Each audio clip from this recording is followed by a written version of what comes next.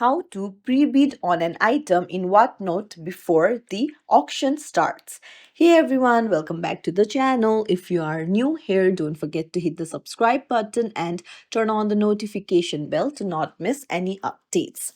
So, unfortunately, it is not possible to bid if the item is not listed. So, what you can do is you can go to your Whatnot app and then go to the page that you are waiting for, and then there you will find their upcoming shows update.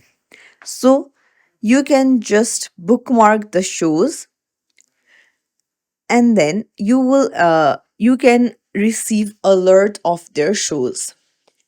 So you can just tap on the show and then see the timings and all, and make sure you add the payment info before. But if you go to shop, you can see there is no item listed, so you cannot place a bid before. You just can stay alert of the show, that so that you are the quickest to join it and bid the items. So that's it. If you found this tutorial helpful, don't forget to like the video and subscribe to our channel for more tips and tricks. Thank you for watching.